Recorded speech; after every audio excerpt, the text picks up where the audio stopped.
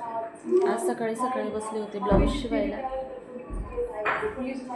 तर सर्व मैत्रिणींना शुभ सकाळ आणि सर्व मैत्रिणींचा मित्रांचा जे कोणी आपली व्हिडिओ पाहत असतील त्या सर्वांचा आजचा दिवस स्वामी महाराजांच्या कृपेने छान जावो, त्यांच्या सगळ्या चांगल्या इच्छा पूर्ण हो। तर आज आहे वार गुरुवार। बाळा टीव्हीचा आवाज आणि हा ब्लाऊज थोडा अर्जंट द्यायचा होता, कटोरी ब्लाऊज आहे। आता कटोरीचा फ्रंट पार्ट आणि स्लीव्जला अस्तर वगैरे जोडून झाले आणि बॅक पार्ट सुद्धा माझा झालाय। आता फिटिंग करायची, पण मग मध्येच नाश्ता वगैरे करायला उठली, कारण सकाळी 7ला मी बसलेली, मध्येच मग बाकीची कामं होती ती केली, यांना नाश्ता वगैरे दिला, ते गेले त्यांच्या जॉबला आणि मग आता पुन्हा माझं आवरून मी बसले ब्लाऊज शिवायला। तर बरेच दिवस झालेत की आपले ब्लॉग येत नाहीत। खरं तर रेग्युलर ब्लॉग टाकायला जमत नाही आणि मेन म्हणजे टाकायचं काय, कारण आपलं डेलीचं रुटीन हेच की घरातली कामं आवरणे आणि ब्लाऊज शिवणे। पण आता ब्लॉगिंग म्हणजे कसं की बऱ्याच मैत्रिणींना रोजचं नवीन काहीतरी पाहावं वाटतं आणि आपण रोजचं नवीन काय दाखवणार, कारण आपलं रोजचं नवीन हेच घरातलं काम आवरायचं आणि ब्लाऊज शिवायला बसायचं। त्यामुळे तुम्ही बोर होताल म्हणून मग मी रोज हेच माझं डेलीचं रुटीन दाखवत नाही। पण म्हटलं चला, आता आपले बरेच दिवस झालेत चॅनलवरती व्हिडिओ गेलेले नाही। आपल्या फॅमिलीला प्रश्न पडले असतील की व्हिडिओ का येत नाही, तर हेच कारण आहे। कारण रोज मी तुम्हाला काय दाखवणार ना व्हिडिओमध्ये, की आपलं हे शिलाईचं घरातलं काम आवरायचं, मुलांना शाळेत सोडायचं आणि हे काम करायचं, हेच आपलं डेलीचं रुटीन आहे। म्हणून तुम्ही बोर होऊ नये म्हणून मी हे रोज रोज दाखवत नाही, हेच खरं कारण आहे। तरीसुद्धा म्हटलं चला आज तुमच्याशी थोडंसं मन मोकळं करावं। तर सध्या पाऊस थोडासा चालू झाला आहे, पूर्ण पण नाही म्हणता येणार, पण थोडासा आता सुरुवात झाली आहे। गरमी थोडी कमी झाली आहे आणि मध्यंतरी तब्येत पण बरोबर नव्हती, बरेच प्रॉब्लेम येत होते। सारखं हे शिवणकाम करूनसुद्धा खूप प्रॉब्लेम यायला लागले, हात दुखायला लागला, म्हणजे उजवी बाजूचे आहे पूर्ण हात पाय सगळे असे पेन करत होते। त्यामुळे पण म्हणजे कसं काम तर करावंच लागतं, पण मग हे काम करून आणि मूड फ्रेश नसला की मग ब्लॉगिंग करावं वाटत नाही। म्हणून मग बरेच दिवस झालं आपलं ब्लॉगिंगला स्टॉपच केलं होतं, पण म्हटलं चला आज तुमच्यासोबत थोडंसं मन मोकळं करावं, म्हणजे मलाही थोडं बरं वाटतं। तर मी नक्की प्रयत्न करेल की आपले रेग्युलर व्हिडिओ येण्याचा, पण मग हेच प्रॉब्लेम होतं की शूट घ्यायचं काय, रोजच थोडंच तुम्हाला मी ब्लाऊज शिवून दाखवणार आहे आणि रोजच थोडंच मी तुम्हाला ते घरकाम, पण माझं आता रुटीन व्यवस्थित बसलं आहे। उन्हाळ्यामध्ये थोडंसं डिस्टर्ब झालेलं, कारण उन्हाळ्यात मुलांना सुट्ट्या होत्या आणि थोडंसं लेट उठणं व्हायचं आणि मग घाईघाई काम आवरून ब्लाऊज शिवायला बसायला लागायचं। पण आता काय झालं आहे, आता रुटीन सेट झालं आहे एक 8-10 दिवसापासून, कारण आता मुलांच्या स्कूल चालू झाल्या।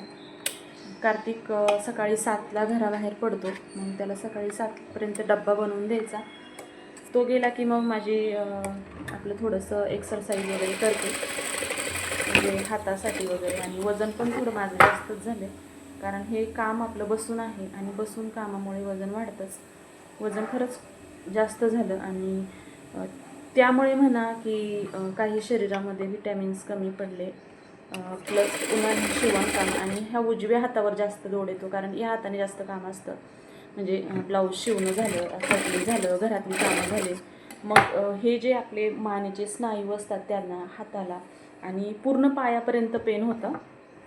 त्यामुळे मग थोडंसं मूड फ्रेश नाही राहायचा, कसे तरी कामं आवरायचे, अर्जंट ब्लाऊज आहे ते पूर्ण करायचे आणि आराम करायचा, असं रुटीन होतं। पण आता ठीक आहे, शाळा चालू झाल्यात मुलांच्या, जरा दवाखाना वगैरे केला, बघू आता एक्सरे वगैरे पण काढायचं चाललं आहे, जर कारण डॉक्टरांचं असं म्हणणं आहे की शिलाई कामामुळे ह्या ज्या बाजू असतात आपल्या शिरा इथं ताण येतो आणि ताण आल्यामुळे त्यांचं घर्षण होतं, झिजतात त्या, मग जर त्याच्या जर झिजल्या असेल, थोडंफार सुरुवात असेल तर एक सरी काढून मग त्यांना गोळ्या वगैरे देऊन आपण ती ट्रीटमेंट पूर्ण करू शकतो.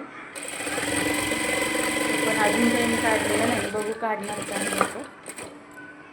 तर मग चला आता एवढं पण तुमच्यासोबत शेअर केलं.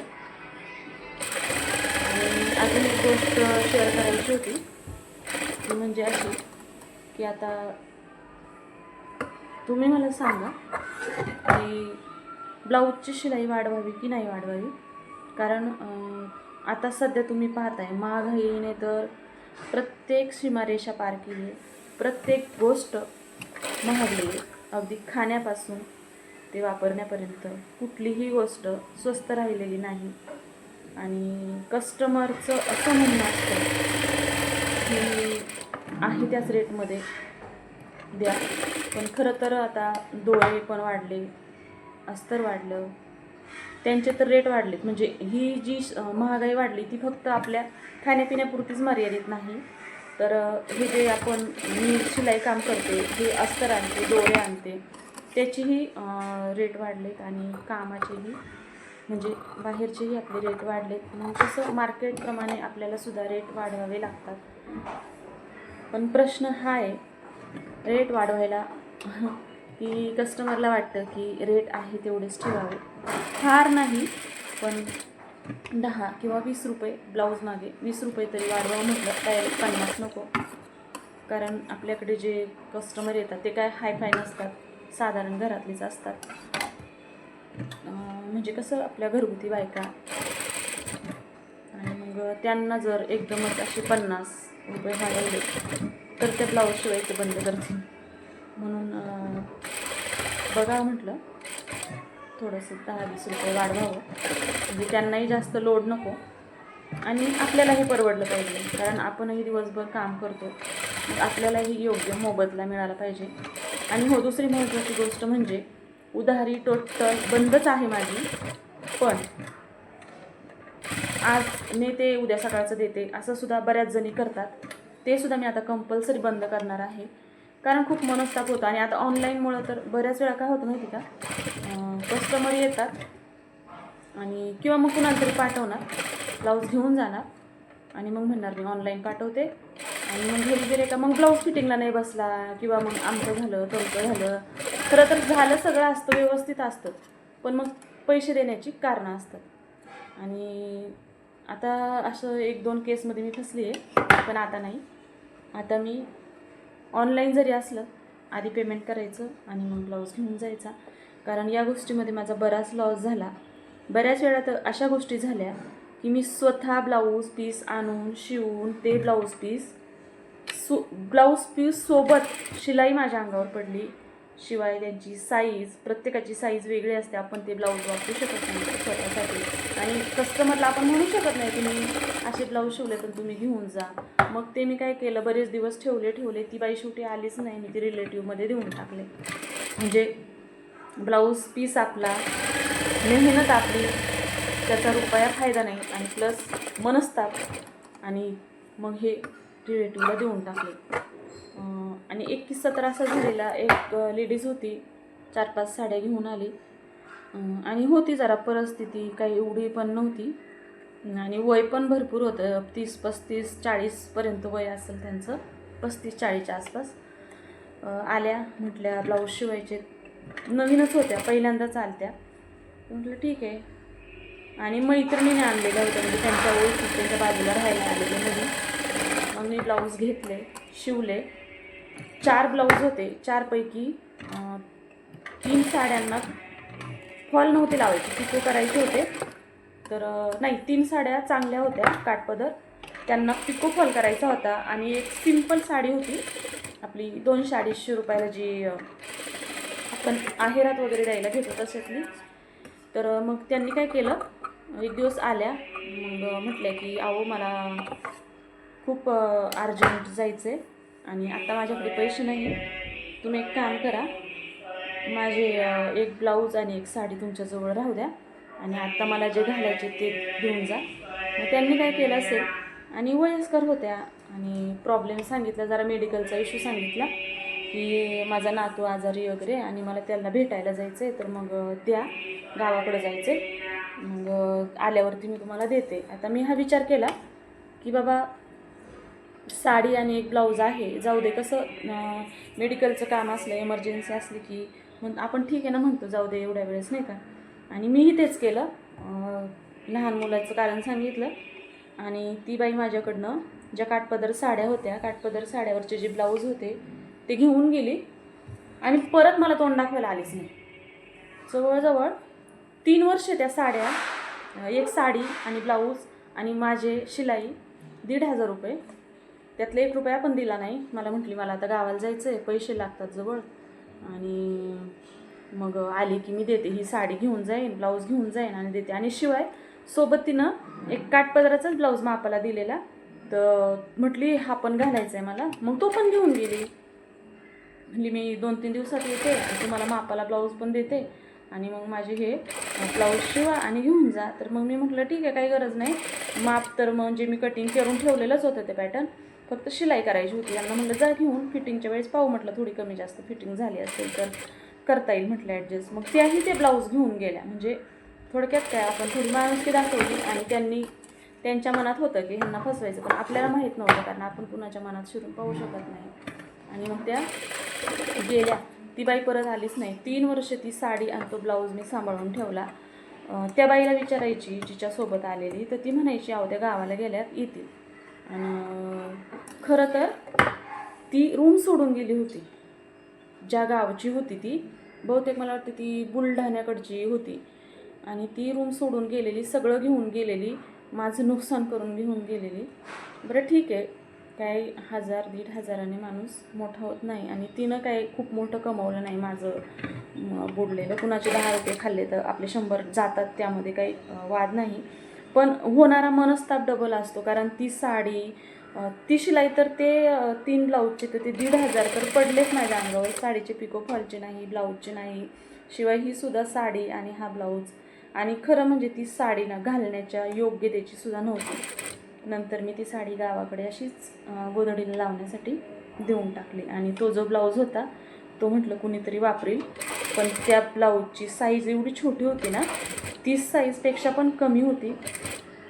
आणि मग मी ते शेवटी, मला वाटतं कचऱ्यात टाकून दिला की कुणाला तरी दिला वाटतं कस्टमरला, असं कुणाला तरी दिला, पण तो रिलेटिव्हमध्ये नव्हता दिला तो ब्लाऊज, आणि साडी देऊन टाकली. तर मग अशा पद्धतीने माझ्यासोबत बऱ्याच गोष्टी झाल्या. आता अजून एक किस्सा सांगते. तर एक कस्टमर होती आणि ती काय करायची, ब्लाऊज खूप असायचे तिचे, महिन्यातून 2-3 म्हटलं तरी ठीक आहे, आणि प्रत्येक वेळेस ब्लाऊज शिवायचा, मुलीला पाठवायचं, ब्लाऊज घेऊन जायचा. आणि ब्लाऊज न्यायला येताना मी देत नाही ना तसे, कारण हे किस्से आधे झालेले, म्हणून मी देत नाही. तर मग म्हणायची, मी सांगायला लागले की मग मी आता उधार देत नाही आणि पैसे दिल्याशिवाय ब्लाऊज देत नाही. मग त्यांनी काय डोकं लावलं सांगते, प्रत्येक वेळेस ब्लाऊज न्यायला यायचं, 50 रुपये घेऊन यायचं आणि म्हणायचं आत्ता पैसे नाहीत आणि आत्ता हा ब्लाऊज शिवलेला घेऊन जायचा, दुसरा शिवायला घेऊन यायचा, आणि मग परत आले ना हा ब्लाऊज न्यायला की मी सगळे सोबत देते. असं करून करून जवळजवळ त्यांची एक 2300 रुपये शिलाई झाली, 2300 रुपये. आणि त्यानंतर मग 2300 रुपये शिलाई झाली आणि अशीच एकदा ब्लाऊज न्यायला आली. तर ती शिलाई जवळजवळ असेच 50 दे 100 दे करून, म्हणजे ती बऱ्याच ब्लाऊजांची, आता मी तर पूर्ण हिशोब वहीमध्ये लिहून ठेवलेला. आता तुम्ही सांगा, 1-1 वर्षाचा हिशोब आपण डोक्यात कसं ठेवणार, आणि आपल्याकडे एकच कस्टमर येत असं नाही. तर मग झालं, तर मी प्रत्येक हिशोब लिहून ठेवलेला. तर तिने काय केलं, असंच एक दिवस मला जायचं होतं अचानक गावी, अचानक चाकण बंद होतं आणि मग गावी जायचं होतं, म्हणून मग तिला मी फोन केला, म्हटलं आज चाकण बंद आहे, माझ्याकडे पैसे नाही आणि मला जायचं आहे गावी, तर मला तुम्ही पैसे देऊन द्या, जे काय झाले असतील ते, मला अर्जंट पाहिजेत, म्हटलं जरा इमर्जन्सी आहे. तर मग मला म्हटल्या आत्ता नाही, पण मग मी खूप फोर्स केल्याच्या नंतर म्हटलं ठीक आहे, मिस्टरांच्या मोबाईलवरून पाठवते, काय झालं आहे ते तुम्ही सांगा. मग मी त्यांना जरासं बोलले की इतके दिवस झाले, म्हटलं तुम्ही दरवेळेस असंच करता आणि आता मला इमर्जन्सी म्हणूनच मी मागते. मग तयार झाले द्यायला, म्हणल्यास ठीक आहे सांगा, मी पाठवते. तर मग मी सांगितलं 2300 रुपये वगैरे झाले. तर नाही नाही म्हणल्या 2300 नाही झाले त्या ब्लाऊजाची दिलेली. आणि खरं तर त्यांनी काय केलं, एका ब्लाऊजची शिलाई मला दिलीच नाही. म्हणजे त्यांच्या म्हणण्यानुसार की तो ब्लाऊज त्याची मी पूर्ण शिलाई दिलेली, पण असं कधीच झालं नाही की पूर्ण ब्लाऊजची शिलाई त्यांनी दिली. आणि मग असं करून बोलून त्यांनी मला फक्त 19,500 रुपये की 1980 असं दिले काहीतरी, आणि बाकीची शिलाई त्यांनी मला दिली नाही. मग थोडी वादावादी झाली ह्या विषयावरून, की मी त्यांना म्हटलं, मी त्यांना वहीचे स्क्रीनशॉट पण पाठवले जे हिशोब केलेला होता, पण त्या काही कबूल झाल्याच नाही. आणि त्याच्यानंतर त्या माझ्याकडे जवळजवळ वर्षभर आल्या नाही. पण वर्षानंतर परत त्या माझ्याकडे यायला लागल्या. पण यायला लागल्यानंतर मग मी मात्र मागच्या ह्याच्यातनं थोडीशी सावरलेली. ठीक आहे म्हटलं, जाऊ दे, 300-350 रुपये गेले. मग परत ज्या आल्या ब्लाऊज टाकायला, ब्लाऊज शिवले, 2 होते, 500 रुपये शिलाई झाली, साडी पिको फॉल आणि ब्लाऊजची, ते मागितली. 580 रुपये झाले होते. तर 580 झाले त्यातले. मग मी म्हटल्याच्यानंतर म्हटलं नाही, मी तशी साडी देणार नाही, ब्लाऊज देणार नाही, कारण मागचा आपला घोळ झालेला, म्हणून मी आता देणार नाही ह्या हिशोबाने. मग मी त्यांना दिली नाही. तर मग त्या म्हटल्या ठीक आहे, साडी ब्लाऊज द्या आणि मी लगेच मुलीला पैसे देऊन पाठवते. तर मग ठीक आहे म्हटलं. ती गेली साडी ब्लाऊज घेऊन, येईना. मी 15-20 फोन केले, कारण मी पहिल्या याच्यातनं दुखवली गेलेली. माझं नुकसान तर झालंच, आणि शिवाय वादावादी पण झाली. आणि एक चांगले मैत्रीचेच संबंध होते. मैत्रीणच माझी खूप फेवरेट मैत्रीण आणि तिचीच जाव होती. खूप चांगले संबंध उगाच पैशामुळे खराब झाले. म्हणजे कुठंतरी माझ्याही मनात मला कष्टाचे पैसे मिळाले नाही, आणि तिचं म्हणणं असं की मी त्या ब्लाऊजचे पैसे दिले, म्हणजे अशी गोष्ट झाली. आणि मग ते नातं थोडंसं खराब झालं. वर्षभर ते आल्या नाही, वर्षभराने आल्या तर पुन्हा हे असं. तर मग मी स्पष्ट आणि क्लिअर सांगितलं, म्हटलं ताई, इथून पुढं पूर्ण टोटल ब्लाऊजचे पैसे दिल्याशिवाय घे ना, ब्लाऊज घेणार नाही. त्यानंतर मग 500 रुपये ती मग घेऊन आली पूर्वी, 80 रुपये दिले नाही. ते 80 रुपये आता त्या गोष्टीला बघा 6-7 महिने झाले आले नाही. तर आले नाही. आणि त्याच्यानंतर म्हणजे ते 80 तर दिले नाही, पण त्याच्यानंतर एक दिवस असंच फोन केलेला, म्हटलं ब्लाऊज शिवायचं आहे, अर्जंट पाहिजे. आणि हो, ब्लाऊज मात्र अर्जंट बरं का, आज दिले ना की उद्या लगेच ब्लाऊज पाहिजे, किंवा मग सकाळी देते संध्याकाळी पाहिजे, अशा गोष्टी. तर मग असं करत करत, एकच मिनिट.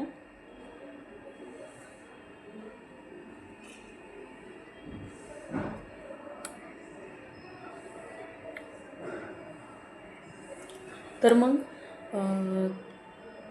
ते नाहीच म्हटलं मी. मग त्याच्यानंतर जवळजवळ 7 महिने आल्या नाही. त्याच्यानंतर एक दिवस फोन केला, म्हटलं ब्लाऊज शिवायचा आहे, ब्लाऊज शिवायला घेऊन येऊ का. तर मग काय झालं, मी सरळ नाही म्हणून सांगितलं. म्हणलं माझ्याकडे भरपूर ब्लाऊज आहेत आणि माझ्याच्याने होणार नाही. तो ब्लाऊज काहीतरी त्यांना दुसऱ्या दिवशी सकाळी पाहिजे होता. मी नाही म्हटले आणि विषय संपून टाकला. आणि तिथून पुढं त्याही आल्या नाही आणि मीही ब्लाऊज घेतले नाही. कस्टमर तोडून टाकलं. आणि या गोष्टींमधून मी ह्या गोष्टी बऱ्याच शिकले, की मी आता जे ब्लाऊज न्यायला आल्यानंतर पैसे देतात त्यांना मी ब्लाऊज देते, पैसे घेते आणि ठेवते. आपल्याला कळतं कोणचं माणूस कसं आहे. एकदा माणूस फसतं, दोनदा फसतं, पण प्रत्येक वेळेस माणूस फसत नाही. आणि मग त्यानंतर आता मी हे टोटल बंद केलं. उधारी तर पूर्ण बंद केली. कुणी असू, पर सख्खी मैत्रीण जरी असली ना, सख्ख्या मैत्रिणीसुद्धा, माझ्या खूप जवळच्या क्लोज मैत्रिणीसुद्धा, मी त्यांना 10 रुपये जरी झाले तरी आधी पैसे घ्यायचे, कपडे द्यायचे. मी त्यांना स्पष्ट सांगितलं आहे, मैत्रीच्या नात्याने तुम्ही घरी येऊन माझ्या घरी जेवण करून जा, पण व्यवसायामध्ये तुम्ही असं करायचं नाही. पाहिजे तर तुम्हाला वाटलं 10-20 रुपये कमी करा, पण असं उधार ठेवून जाऊ नका असं. आणि मीही ज्या खरंच प्रामाणिकपणे देतात, ज्या पैसे द्यायला कधीच काचकूच करत नाही किंवा म्हणत नाही एवढेच झाले तेवढेच झाले, आणि आपण पण मापातच शिलाई सांगतो. आणि ज्या काचकूच करत नाही त्यांना मी कधी जास्त त्रास देत नाही आणि त्यांचे मी माझ्या मनानेच कमी लावते ब्लाऊज, म्हणजे सगळ्यांनाच कमी लावते, पण ज्या खरंच प्रामाणिक आहेत त्यांच्याशी आपण सुद्धा तसंच प्रामाणिक राहतो. आपल्या ब्लाऊजचं टायमिंगचं, फिटिंगचं, फिनिशिंगचं कुठलंही टेन्शन नाही. फक्त एकच, ब्लाऊज न्यायचा, पैसे द्यायचे आणि मग ब्लाऊज न्यायचा. ब्लाऊज असू, ड्रेस असू, काही असू, एवढीच पॉलिसी. चला तर मग एवढंच सगळं शेअर करायचं होतं. तर मग कसं वाटलं आजचा व्हिडिओ? आवडला असेल तर व्हिडिओला एक लाईक करा, शेअर करा आणि हो मैत्रिणींनो, तुमच्या मैत्रिणीला यूट्यूब चॅनल ग्रो करण्यासाठी सबस्क्रायबरची खरंच गरज आहे, तर चॅनलला सबस्क्राईब नक्की करा. हो, पण व्हिडिओ आवडत असतील बघायला तरच सबस्क्राईब करा, जबरदस्ती नाही. पण बऱ्याच वेळा काय होतं की आपण व्हिडिओ पाहतो आणि पुढे निघून जातो, लाईक करायचं विसरतो. शेअर सोडा, पण लाईक करा, कमेंट करा. त्याने काय होतं की चॅनलला बूस्ट मिळतं आणि आपले व्हिडिओ अजून जास्त लोकांसोबत शेअर केले जातात. तर कमेंट करायला आणि लाईक करायला नक्की विसरू नका आणि चॅनलला सबस्क्राईब करा. चला, स्वामी महाराजांच्या कृपेने तुमचा आजचा दिवस खूप छान, सुखाचा, समाधानाचा जाऊ देत. भेटूया उद्याच्या नवीन व्हिडिओमध्ये. तोपर्यंत सर्वांना श्री स्वामी समर्थ. Bye bye.